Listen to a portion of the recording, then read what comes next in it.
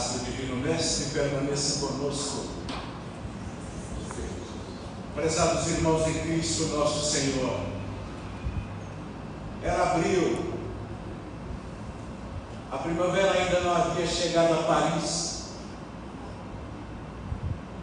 Em Palais Royal, a Galeria d'Orléans abria suas portas, e dentro dela a pequena livraria da Antique exibia na vitrine central uma obra que marcaria a era do espírito imortal. É assim que o maior tribuno de todos os tempos do espiritismo descreve aquela manhã de sábado. Me refiro a Divaldo Franco, quando por volta das 10 horas, ainda pairando uma neblina demorada sobre o rio Sena, no coração da cidade, o povo, os viandantes todos, com a notícia deste livro que haveria de ser a grande promessa para a França que perdera Deus, desde os cometimentos, o levante da Revolução Francesa de 1789. Em 1789 mesmo,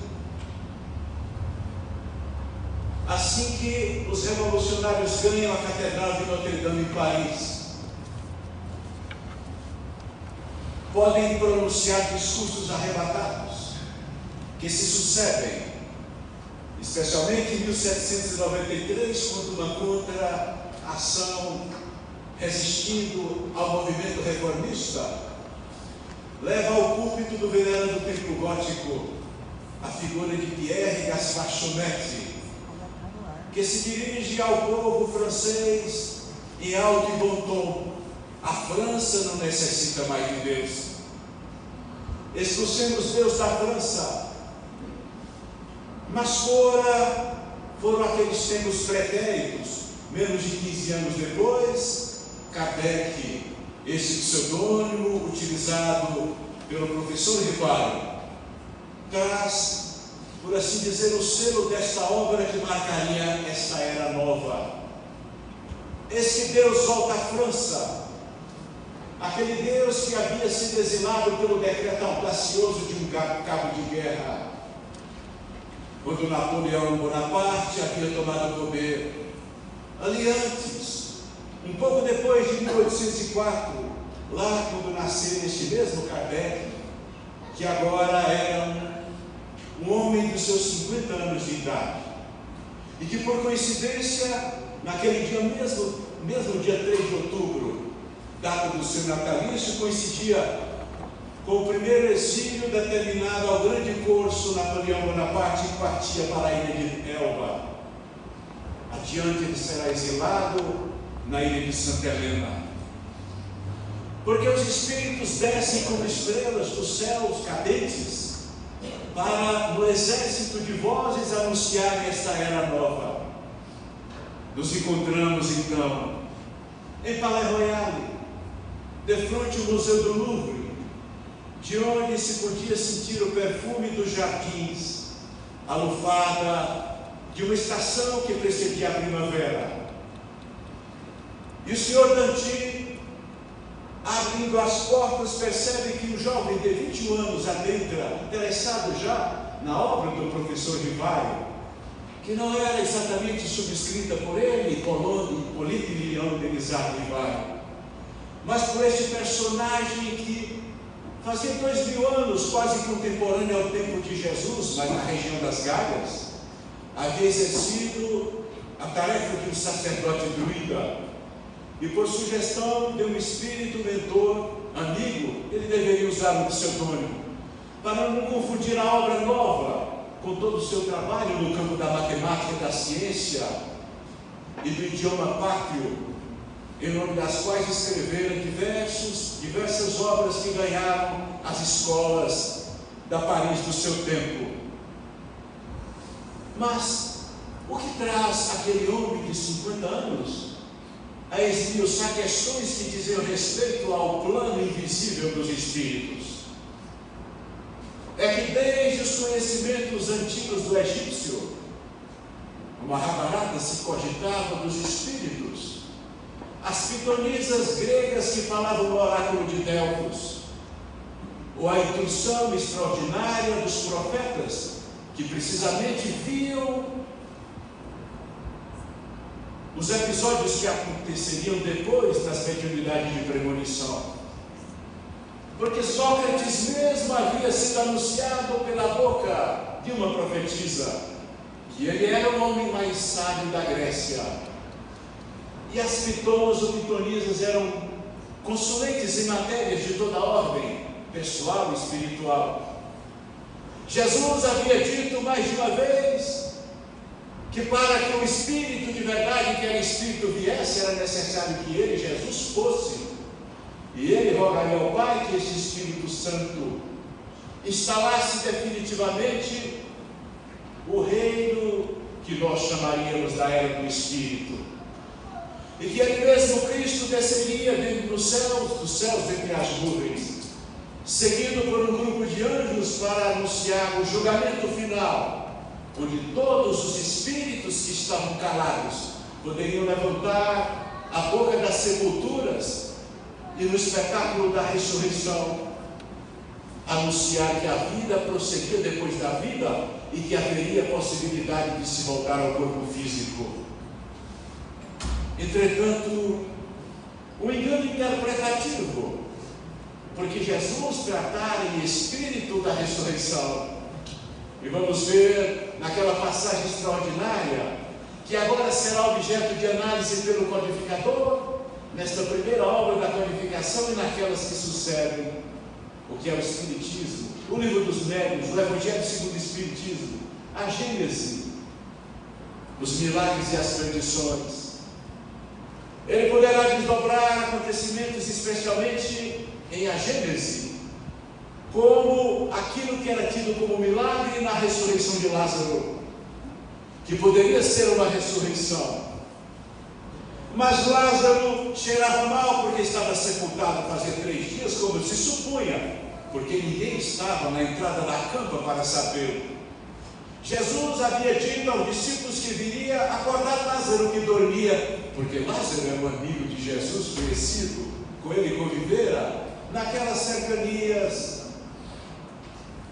do grande mar da Galileia, quem sabe em algum lugar da sua nação palestina, mas circunscrita aos territórios onde Jesus andou, precisamente na sua Galileia.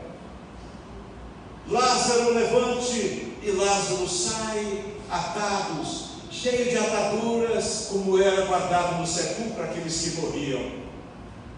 Mas como ele ressuscitar dos mortos poderia ser um cataléptico?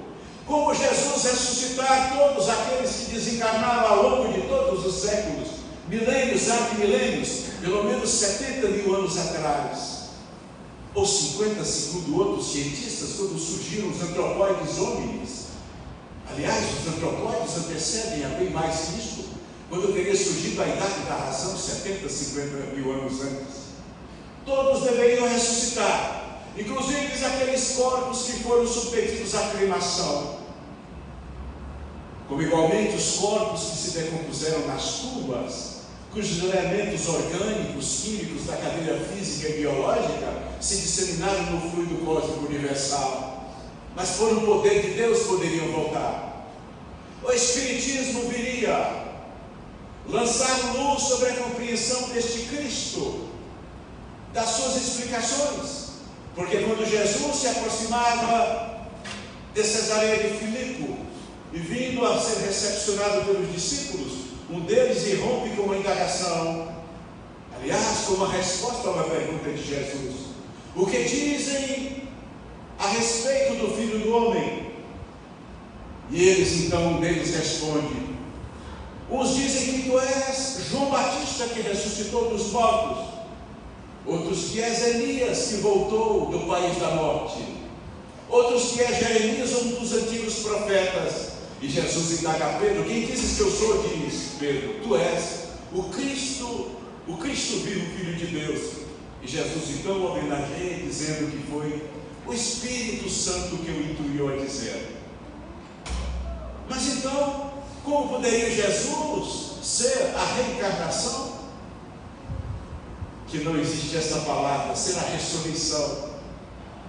Num contexto em que tudo parece com a reencarnação, Jesus está ali encarnando novamente no corpo físico conhecido de Jesus de Nazaré, o mesmo corpo que era de João Batista, aliás, numa simbiose estranha, porque nem a metempsicose das culturas egípcias permitiria alguém voltar ao corpo de outro, quando o outro era exatamente um convivente daquele alguém que se apresentava, porque João Batista era 6 vezes mais velho que Jesus, convivera com Jesus, eram filhos de 2 primas, Nossa Senhora e Isabel. Como poderia ser o corpo novo do outro?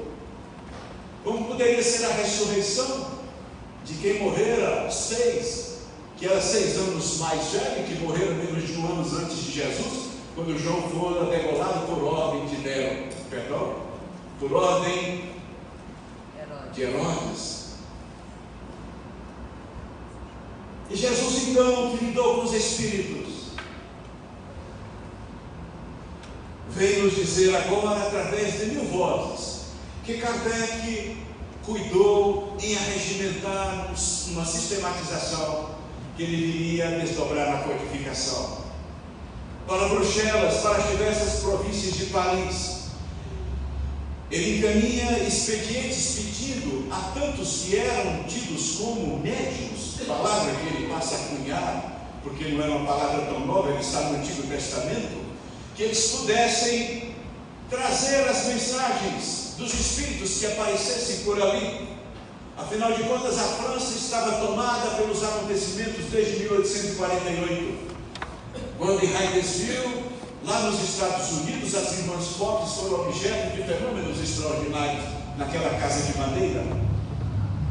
E doravante Paris, com essas notícias vindas de lá, passaram a exibir nos seus teatros, nos espetáculos, inclusive as irmãs Fox, que se apresentavam com os fenômenos extraordinários, que antes seriam catalogados como tipologia, a linguagem das pancadas, ou a linguagem que parecia a voz emitida por uma garganta, entretanto a boca das médiuns estavam tapadas, fechadas.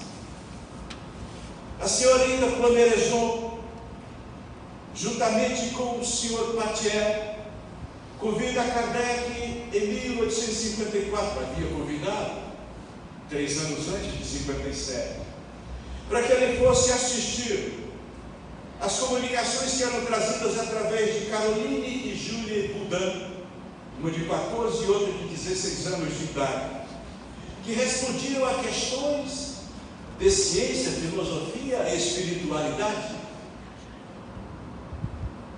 com uma profundidade que causava espécie.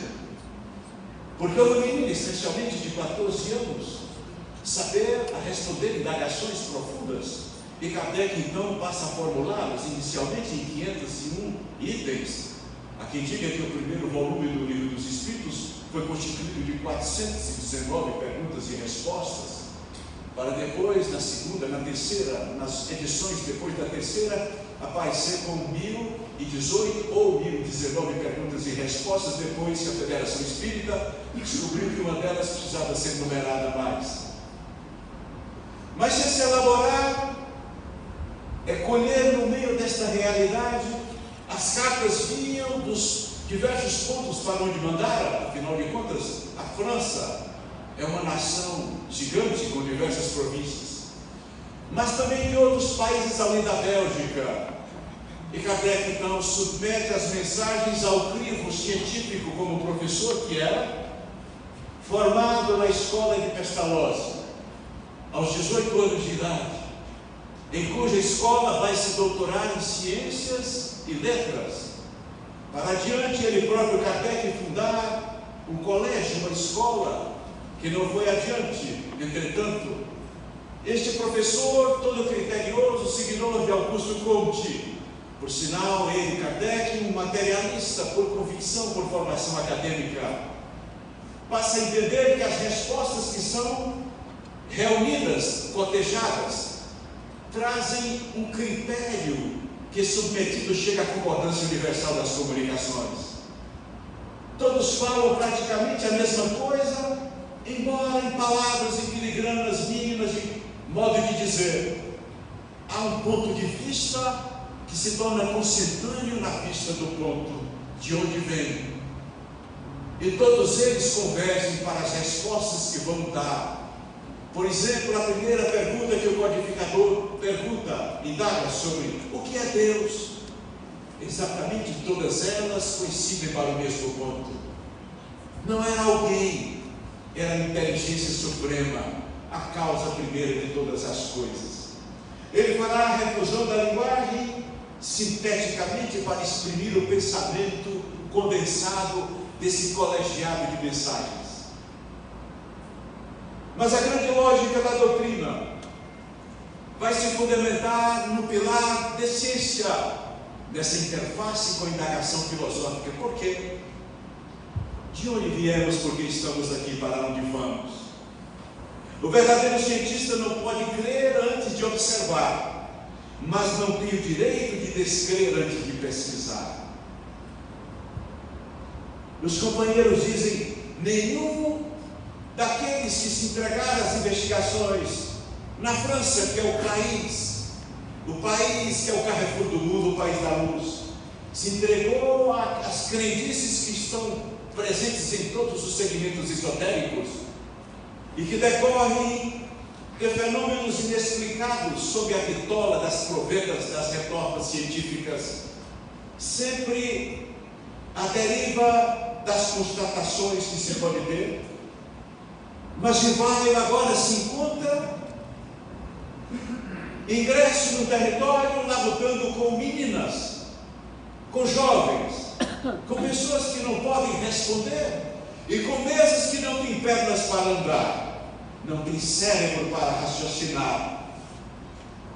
Karl Marx, que havia desde 1848 feito a leitura do seu manifesto comunista naquela manhã do dia 31 de maio de 1848, mesmo dia das Irmãs Fox, ele lá em Londres, na Inglaterra, teve a oportunidade de anotar numa roda de rodapé da sua obra, O Capital, que as mercadorias demoravam mais a chegar ao ponto do consumo dos que necessitavam, já que ele era um economista, demoravam mais que as mesas que tinham pernas, que portanto chegavam mais depressa. Ele está fazendo uma brincadeira, mas é o próprio conflito interior de quem não acreditava. E para se ter uma dimensão de como a codificação espírita decorre de um processo que inicia antes de 1854, porque a aristocracia francesa, o próprio rei chamava já no seu castelo para observar os fenômenos acontecidos com os chamados médiuns, que surgiu em todos os lugares e são diversos os nomes em Paris. Nós teremos o interesse de Victor Hugo, que estando exilado na ilha de Guernsey e depois em Guernsey, recebe um dos primeiros volumes do Livro dos Espíritos, que Kardec manda para o grande gênio da língua neolatina, exilado por imposição de Napoleão III. E ele encontrará a resposta às suas indagações. Sobretudo após uma visita que ele fizera no exílio, Teofile de Girardin, que adiante irá escrever uma carta extraordinária, aliás, um texto publicado no Evangelho segundo o Espiritismo, depois dos anos 1860. Ela vem consolar Victor, como o Livro dos Espíritos vem explicar a ele que a vida prosseguia, e podemos imaginar a perspectiva da Bahia que se desdobra à frente da sua construção à beira-mar, de onde no segundo piso ele podia contemplar o espetáculo do entardecer e cogitar o que era a vida, o sofrimento, porque a sua filha, no dia que se seguiu ao casamento em plena lua de mel, morreu num naufrágio com o marido. Onde estaria aquele Deus que ele havia perdido desde a academia? Qual seria o sentido da vida? Ele que era um filósofo, o grande escritor, exilado, vendo no crepúsculo do entardecer, o crepúsculo da própria existência que definhava com a velhice, com o outono que todos nós teremos. e ele vai se tornar um espírita. É um dos maiores testemunhos para a humanidade, porque a França desejava nas gerações seguintes que as mulheres pudessem dar parto ao espírito reencarnado de Victor Hugo, e nunca se teve notícia da volta dele. Mas aqui no Brasil, no Pau da Lima, à noite, ele pega o punho psicográfico de Divaldo Franco e escreve obras espetaculares como Quedas e Ascensões e diversos livros. A França que não acreditava, aquela França que Napoleão Bonaparte havia determinado e depois aceitado que Deus retornasse, aquele Deus que havia sido expulso pelo decreto audacioso dos comandantes, dos generais da Revolução de 1789, que durou até 1795, quando a primeira Constituinte, prometendo a República, cessou os ânimos da pátria, que havia anunciado ao mundo um tempo de liberdade, de igualdade e de fraternidade que ainda não chegou na Terra, para consolidar o seu primado. E Kardec, então, tomava como primeira providência a metodologia científica, voltando ao tema, e teria ele a ocasião de defender uma tese baseada na teoria de Pestalozzi, de que a criança deveria experimentar de primeiro momento o conhecimento e só depois ser levada à prática. Ele vai adotar este critério exatamente na condensação, na codificação. Primeiramente submeter ao conhecimento para depois chegar às conclusões.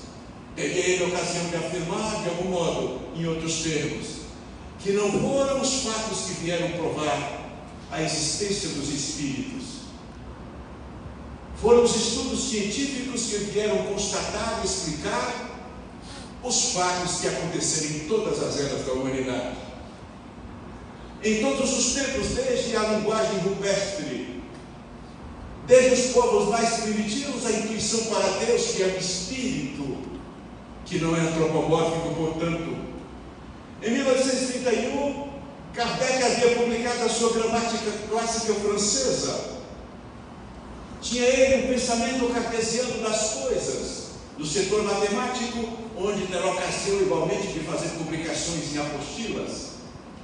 E Descartes seria aquele grande gênio medieval que traria à humanidade a proposta de que nós temos uma glândula dentro do cérebro chamada pineal, que agora o médico brasileiro pôde estudar. Está cravejada de micropartículas semelhantes a cristais, chamados cristais de apatita, e esta glândula é que pulsa o magnetismo e tem o feedback da atração do campo invisível espiritual através dela, desta cabeça da antena parabólica ou das antenas da era nova digital, é que se pode conectar o mundo ultratumba com o mundo objetivo físico.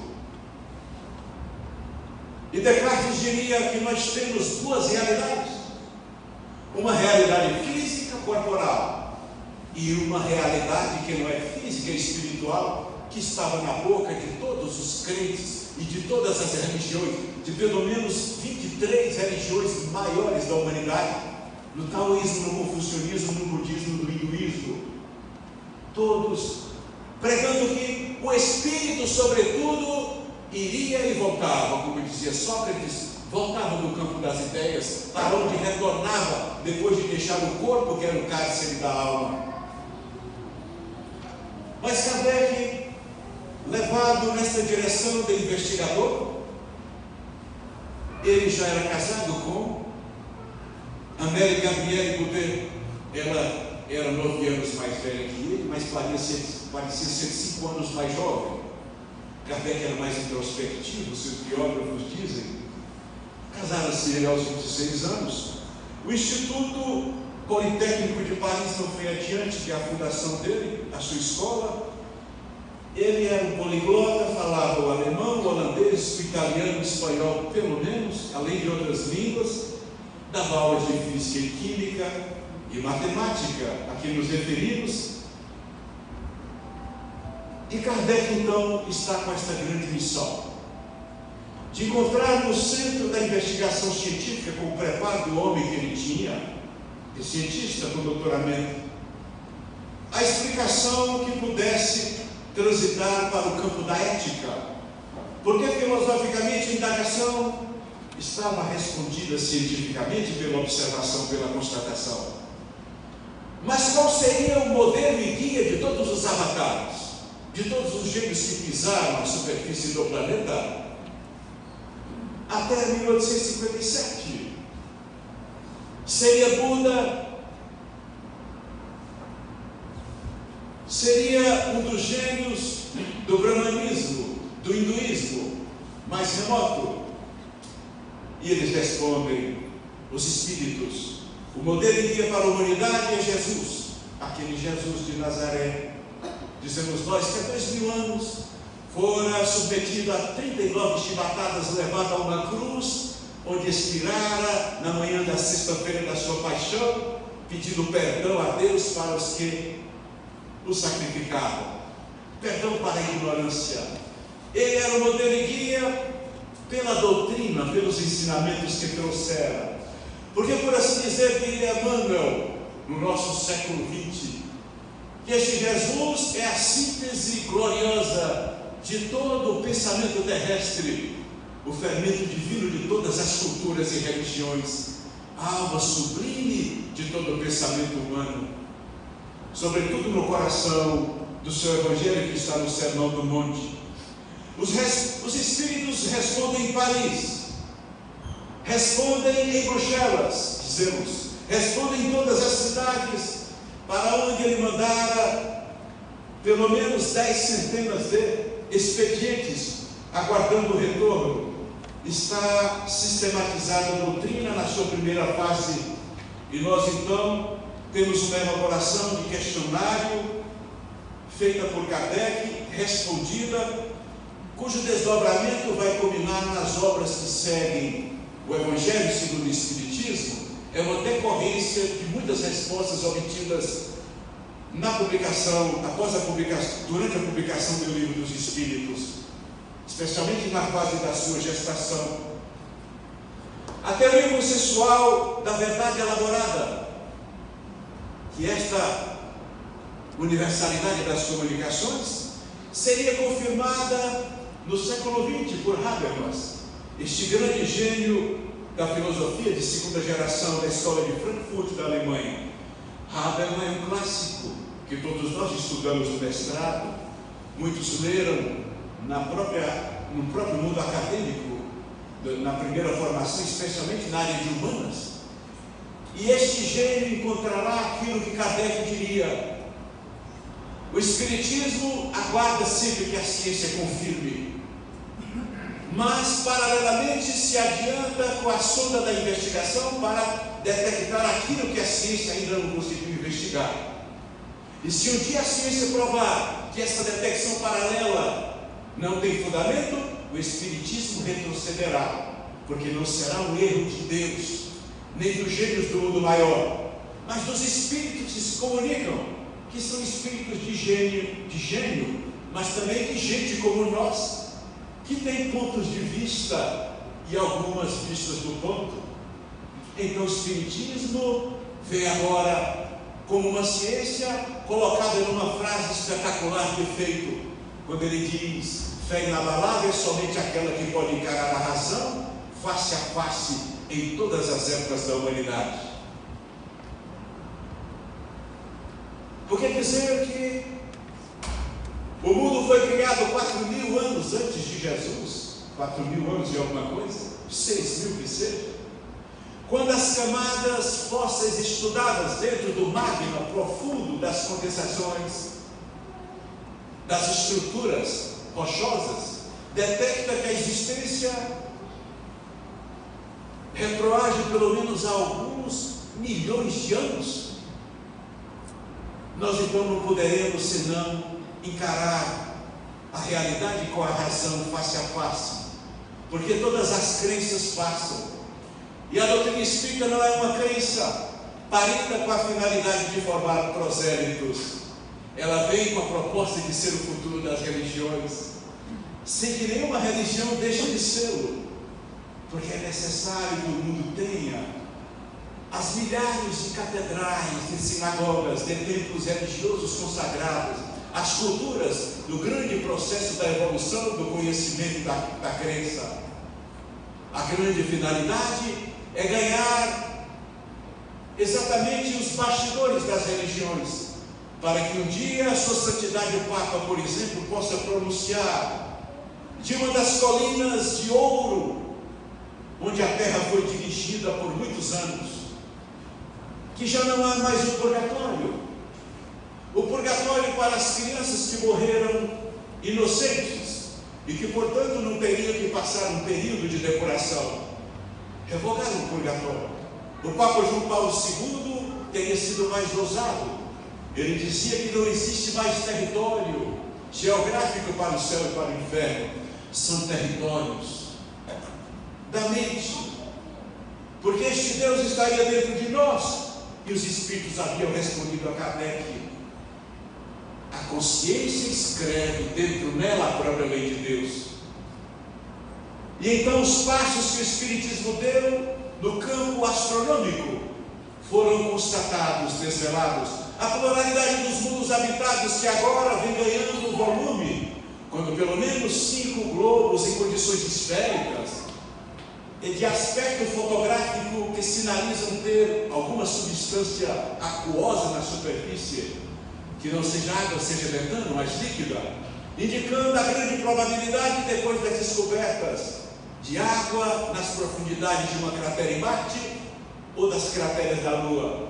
Porque não existir dentre 17 milhões de bólides que orbitam globos maiores, que por sua vez fazem elipses extraordinárias em torno de sóis, que só na galáxia local, a Via Láctea, conta-se entre 100 a 200 bilhões. Não poderia haver vida, a pluralidade dos mundos habitados. A verdade é o consenso, a pluralidade das fontes mediúnicas e das comunicações dos espíritos. Quando Jesus se aproxima da cidade de Gadara, um louco batendo com as correntes sai do cemitério. E Kardec irá tratar da questão dos milagres das previsões em A Gênese. Jesus lhe indaga: quem és tu? Ele diz: eu sou legião. A pluralidade das comunicações. Será que os espíritos, só os bons, podem fazer milagres? E os maus estão no inferno. Mas no inferno e no céu? Jesus prometeu que voltaria no juízo final para ressuscitar os mortos. 2000 anos depois, Jesus não voltou. Todos estão dormindo na intimidade da tumba. Um sono de 2000 anos. E como dizíamos de início, um sono de 70 mil anos, pelo menos, para aqueles que também eram humanidade e que deverão, portanto, merecer a ressurreição da carne, que cientificamente não é possível. Mas se Deus quisesse, poderia ressuscitar os mortos, sim. Foi Ele quem fez a lei. Ele pode derrogar a própria lei. Mas Ele é inteligente. Ele não está para obedecer pontes teológicas, para fundamentar crenças que no tempo é uma crença e depois é desbancada pela ciência. Deste Deus, deste Cristo palestino, que na sua nação específica, de onde nunca saiu, veio causar intriga na mente de Herodes, o mesmo Herodes referido, quando soube que aquele Jesus operava milagres espetaculares no templo. E Jesus então é objeto de indagação, porque Herodes diz: eu mandei matar a João, será que este João que ressuscitou? Veja a crença dos judeus, o que era a ressurreição dos judeus. Um morreu ontem, hoje ele já está num outro corpo, no rosto de um que era convivente com o outro. E nós vamos ver que Jesus tratava abertamente da questão da ressurreição no Espírito. A comunicação com Nicodemos à noite, quando este mestre do Sinédrio procura para conversar às escuras, e Jesus diz: tu és doutor em Israel, não sabe dessas coisas, que é necessário um homem já sendo grande voltar à barriga de uma mulher. A codificação será a ponte para explicar as religiões do amanhã, para que elas possam incutir nos seus 3, 4 bilhões de seguidores, por exemplo, do mundo católico romano. Enquanto nós, os cristãos espíritas do mundo inteiro, somos 800 milhões, daqui a pouco chegamos a 1 milhão, porque do último censo para cá nós crescemos quase 80%, então nós éramos a metade disso. Em 150, 160 anos de doutrina espírita, quando demoramos 1000 anos da Idade Média, atravessamos 2000 anos, 20 séculos de cristianismo, para consolidar aquilo que vai sendo distribuído aos quarteirões, onde as igrejas disputam espaço com as farmácias, umas curando para Jesus, facilitando a chegada do lado de lá, outras absolvendo os crimes dos confessionários, inclusive de Teodora de Bizâncio, esposa de Justiniano, que determinou a abolição do pensamento da reencarnação da igreja primitiva, no concílio de Constantinopla, em 553, que não poderia ela voltar a reencarnar porque ela era divina e havia mandado matar mais de 500 prostitutas. Só numa guerra interna ela havia determinado a morte de 30 mil pessoas reencarnadas, quando ela já estava absolvida no confessionário de todos os pecados. E lembrando de novo de Marx, ele dizia que a religião na humanidade sempre foi o ópio das massas, porque aquele que viveu pobre chegava no céu, merecendo os céus, porque era mais fácil o camelo passar pelo buraco de uma agulha do que o rico entrar no céu. A interpretação não é essa, não? E quando chegava o pobre no céu, lá estava o rico, porque o rico havia sido absolvido na missa de corpo presente, que temos aqui de outra vez, ou do primeiro mês ou do primeiro ano. E Kardec então lança a luz da doutrina espírita em 5 minutos para encerrar, lembrando a figura de Commandeur, esse grande cientista que adiante será utilizado em filmes importantes como Sherlock. William Crookes. Nós recordamos com os companheiros das sessões mediúnicas em que a senhora Carlotti fazia com que as mesas girantes levitassem. Este episódio espetacular que de início foi objeto de muita atenção, porque quase sempre estas comunicações vêm com uma proposta de chamar a atenção. A humanidade foi tocada pelo cristianismo em razão do estandarte da cruz, porque nós escrevemos a história da humanidade quase sempre com o sangue dos mártires. Nós fomos comandados quase sempre por generais e não por homens de inteligência, estetas, filósofos, até que a gente cresça. A doutrina dos espíritos, que vem dizer exatamente da boca da França, que a vida continua como Jesus prova que ela continua depois da morte, ao ter aparecido de modo tocável, pelo menos 1 dúzia de vezes após a sua ressurreição na cruz, que não podia ser a ressurreição do corpo, porque ele entra e sai num cômodo fechadas as portas e as janelas. Foi objeto já de colocação aqui. Reaparece a caminho de Emaús, aparece perante 500 pessoas na montanha Galileia e desvanece subitamente. Na sede espetacular, ele sobe no espetáculo após os 40 dias da sua ascensão, com o testemunho de 11 discípulos e sua mãe, a quem ele abraçara e de quem se despedira dela, porque não pudera despedir dela no dia da sua morte. Ele a contemplava do cruzeiro, ela embaixo, chorando. Agora ele afagava o que teria dito ele à sua mãe, e subir, pairar as nuvens que estão logo aqui. Depois das nuvens, a imensidade, o painel da imensidade, 400 bilhões desses temas catalogados das objetivas do telescópio Hubble.